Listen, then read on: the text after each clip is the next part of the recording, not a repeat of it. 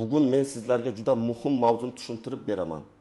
20 million so'mgacha to'lovlar yo'qilg'i keshbeki va prezident tomonidan e'lon qilingan yangi qo'llab-quvvatlash choralari kimlarga tegishli? Kim bundan foyda ko'radi? Kim esa noto'g'ri tushunib vaqtini yo'qotishi mumkin?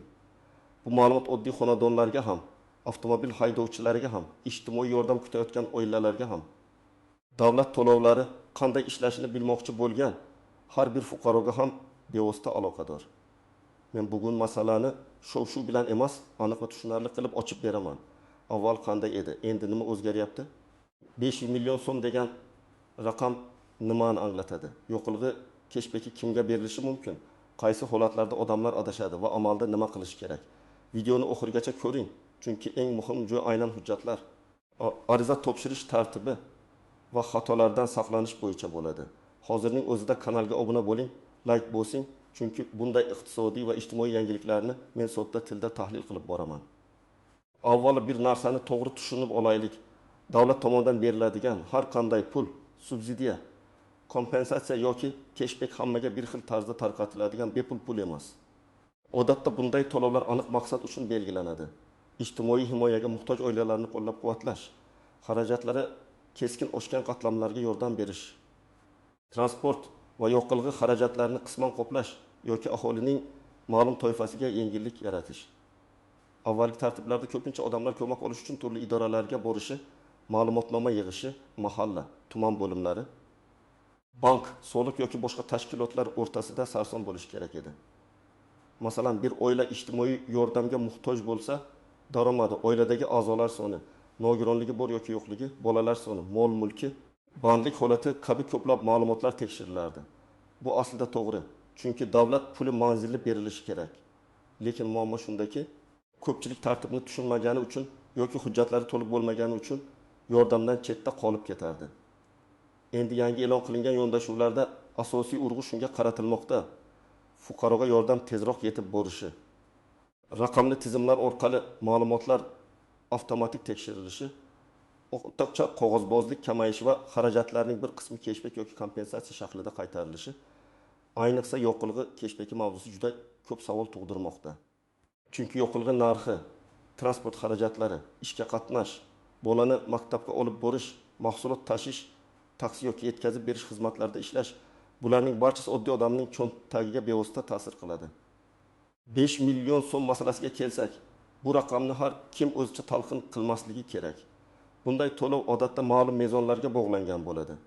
Kimningdir daromad darajasi, oilaviy holati, ijtimoiy reyestrda bor yo'qligi, farzandlar soni, yashash hududi, ish faoliyati yoki xarajat turiga qarab belgilanadi. Shuning uchun men doim aytaman, yangilikni eshitgan zahoti menga ham tusharkan deb xulosa qilmaslik kerak. Avval shartlarni ko'rish kerak. Asosiy qism 1. Nimalarni bilish kerak, kim xavotir olish kerak, kim xavotir olmaslik kerak birinchi navbatda. Bunday to'lovlar va keshbeklar ijtimoiy adolat tamoyiliga asoslanadi. Ya'ni yordam birinchi navbatda haqiqatan ham xarajat bosimi ostida qolgan, daromadi cheklangan yoki davlat himoyasiga muhtoj qatlamlarga yo'naltiriladi. Agar oilada doimiy daromad bo'lsa, rasmiy ish haqi yuqori bo'lsa, bir nechta avtomobil, ko'chmas mulk yoki tadbirkorlik daromadi mavjud bo'lsa, bunday oilalar ayrim yordam turlariga kirmasligi mumkin. Bu adolatsizlik emas, balki manzilli yordam mexanizmi. Oddiy misol keltiraman.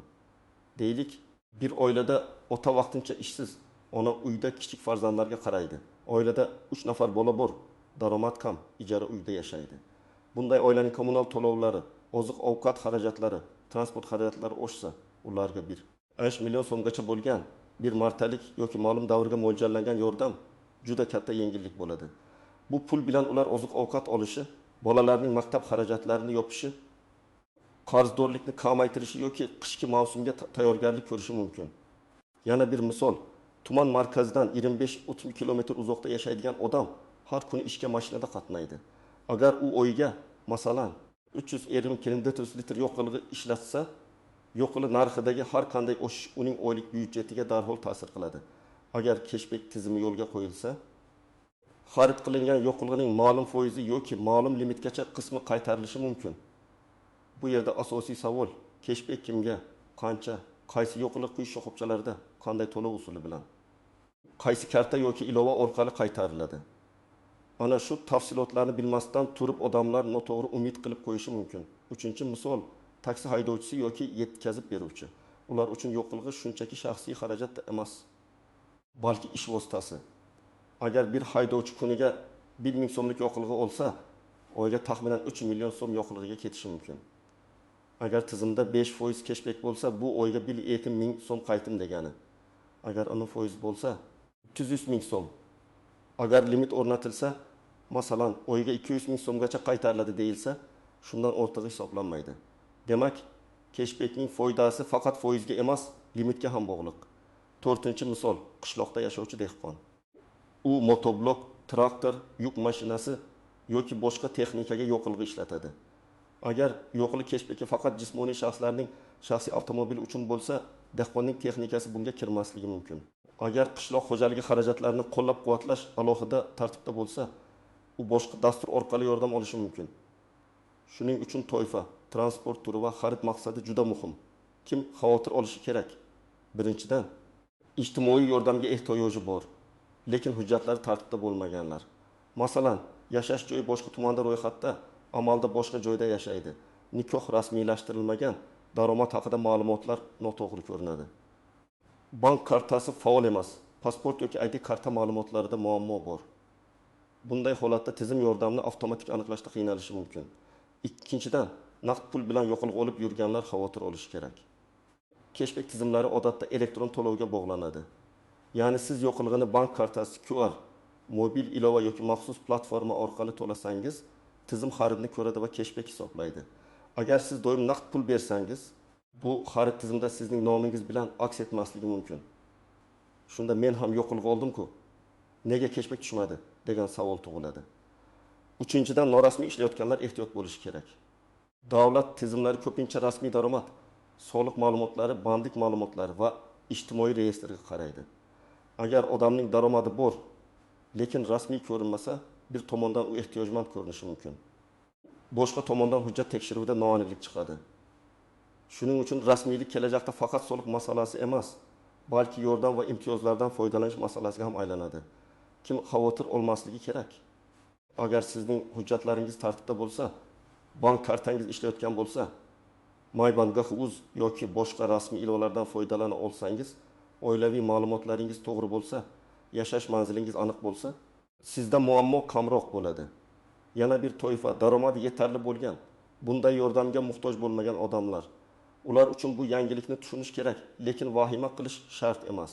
Endi eng muhim nozik jihatlarga o'tamiz. Birinchi nozik jihat, 1 million so'm degan raqam har doim ham qo'lga bir martada naqd beriladi degani emas. Ba'zida bunday yordam oyma-oy bo'linib berilishi mumkin. Ba'zida ma'lum xarajatni qoplash uchun yo'naltiriladi. Ba'zida kartaga tushadi. Ba'zida faqat ma'lum xizmatga ishlatiladigan mablag' bo'lishi mumkin. Masalan, ayrim ijtimoiy to'lovlar bevosita bank kartasiga o'tkaziladi. Ayrim subsidiyalar esa xizmat ko'rsatuvchi tashkilotga yo'naltiriladi. Shuning uchun pulni olib xohlagan narsaga sarflayman degan tasavvur har doim ham to'g'ri emas. Ikkinchi nozik jihat, to'lov uchun ariza topshirish zarur bo'lishi yoki umuman zarur bo'lmasligi mumkin. Raqamli tizimlar rivojlangani sari ayrim to'lovlar avtomatik belgilanadi. Ya'ni tizim oilaning daromadi, tarkibiy ijtimoiy holatini ko'radi va mos bo'lsa yordam tayinlaydi. Ammo boshqa holatda fuqaro ariza topshirishi kerak bo'ladi. Ariza topshirmasa, hatto haqli bo'lsa ham pul olmasligi mumkin. Uchinchi nozik jihat, cashbackni olish uchun xarid joyi ham muhim. Har bir yo'qilg'i quyish shoxobchasi tizimga ulangan bo'lmasligi mumkin. Agar cashback faqat ma'lum tarmoqda yoki fiskal chek beradigan, elektron to'lovni to'g'ri rasmiylashtiradigan joylarda ishlasa, siz boshqa joyda yo'qilg'i olib, qaytim kutib o'tirmasligingiz kerak. Shuning uchun chek olish juda muhim. Men doim aytaman, yo'qilg'i oldingizmi? Chekni saqlang. Ilovada operatsiya chiqdimi tekshiring. 4-nozik jihat, cashbackda limit bo'ladi. Odamlar ko'pincha faqat foizni eshitadi. Masalan, ana foiz qaytarar ekan deyishadi. Lekin tagida oyga 1000 ming so'mgacha yoki faqat 60 litrgacha yoki faqat ma'lum transport toifasiga degan shart bo'lishi mumkin. Agar siz oyga 5 million so'mlik yo'qilg'i olsangiz ham, tizim sizga faqat belgilangan limit doirasida qaytaradi. Bu davlat byudjeti uchun ham, adolatli taqsimot uchun ham zarur mexanizm. 5-nozik jihat, bir oilada bir nechta odam yordamga ariza bersa, Bu avtomatik ravishda hammaga alohida pul tushadi degani emas. İjtimoiy yordam ko'pincha oila kesimida baholanadi. Masalan, ota-ona va katta yoshdagi farzand bir uyda yashasa, ularning daromadi birgalikda hisoblanishi mumkin. Shu sababli ayrimlar qo'shnim oldi, men olmadim deydi. Lekin qo'shnining oilasida daromad kamroq, farzand ko'proq yoki ijtimoiy mezon boshqacha bo'lishi mumkin. 6 nozik jihat qarzdorlik va bank masalalari. Ayrim fuqarolar bank kartasiga pul tushsa, kredit qarzi yoki boshqa majburiyatlar uchun ushlab qolinadimi deb xavotir oladi. Bu to'lovning huquqiy maqomiga bog'liq. Ba'zi ijtimoiy to'lovlar bo'yicha ushlab qolish cheklanishi mumkin. Ba'zi oddiy tushumlarda esa bank qarzdorlikni avtomatik yechishi ehtimoli bor. Shuning uchun agar sizda kredit yoki aliment, ijro hujjatlari bo'yicha qarzdorlik bo'lsa, to'lov tushadigan karta va hisob raqami bo'yicha oldindan bankdan aniqlashtiring. 7-nozik jihat. Firibgarlardan ehtiyot bo'lish. Har safar yangi to'lov e'lon qilinsa, internetda 2 yil bo'yi million so'm olish uchun havolaga kiring. Yo'qlik cashbackini faollashtirish uchun karta raqamingizni yozing. SMS kodini yuboring degan aldovlar ko'payadi. Hech qachon SMS kodini begona odamga bermang. Karta parolini, PIN kodini, saviy kodini hech kimga aytmang. Rasmiy xizmatlar hech qachon sizdan Telegramdagi noma'lum bot orqali karta maxfiy kodini so'ramaydi. Faqat rasmiy saytlar, davlat portallari, bank ilovalari va tasdiqlangan kanallardan foydalaning. Endi eng kerakli qismga keldik. Men sizga aniq qadamlarni aytaman. Birinchi qadam, hujjatlaringizni tekshiring. ID karta yoki pasport muddati, yashash manzili, telefon raqamingiz, bank kartangiz, SSHIR ma'lumotingiz to'g'ri bo'lishi kerak. Ko'pincha odamlar shunchaki telefon raqami eski bo'lgani uchun SMS ololmaydi. Ariza yakunlanmaydi yoki tizimga kira olmaydi. Ikkinchi qadam, My.gov.uz bank ilovalari yoki rasmiy davlat xizmatlari portallarida shaxsiy kabinetingiz bor yo'qligini tekshiring. Agar kira olmasangiz, elektron raqamli imzo, OnID yoki mobil identifikatsiya orqali kirishni oldindan so'zlab qo'ying. Chunki to'lov boshlangandan keyin hamma birdan kirsa, tizimda yuklama oshishi mumkin. Oldindan tayyor turgan odam yutadi. 3-qadam. Oilaviy holatingiz bo'yicha ma'lumotlarni tartibga keltiring.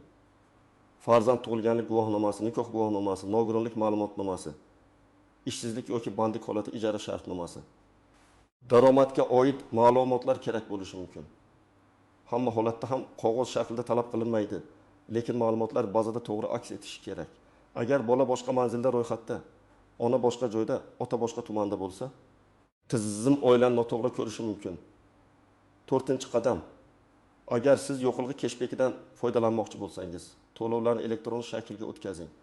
Bank kartangizni faollashtiring, mobil ilovada operatsiyalarni ko'rishni o'rganing. Yo'qilg'i quyish shoxobchasidan fiskal chek oling.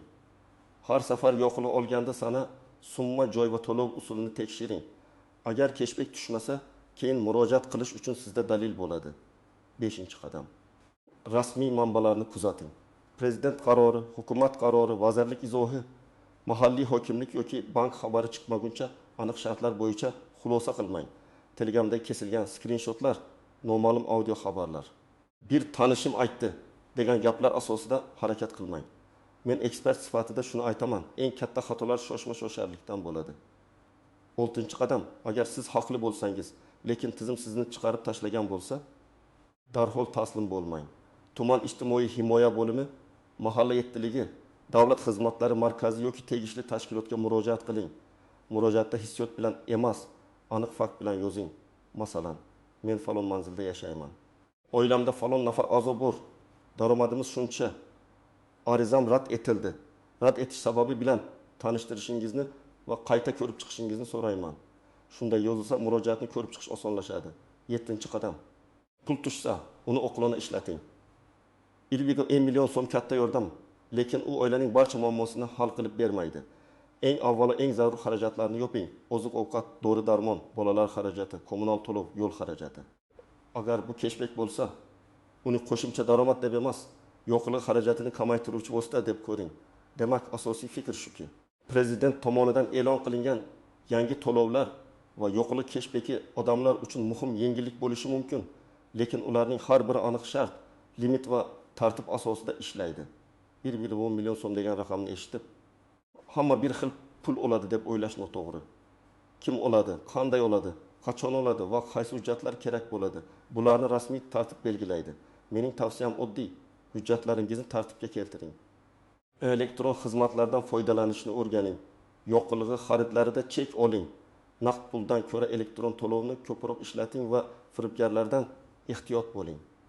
Agar siz haqiqatan ham yordamga muhtoj bo'lsangiz, o'z huquqingizni biling va rasmiy tartibda murojaat qiling. Sizningcha million so'mlik yordam va yoqilg'i keshbeki oilalar uchun yetarlimi? Yoki bu tizimni yana kengaytirish kerakmi? Fikringizni izohlarda yozib qoldiring. Video foydali bo'lgan bo'lsa, like bosing, yaqinlaringizga ulashing va kanalga obuna bo'ling. Men esa keyingi videolarda yangi qarorlar, to'lovlar, imtiyozlar va oddiy odamlar bilishi kerak bo'lgan iqtisodiy yangiliklarni yana sodda tilda tushuntirib beraman.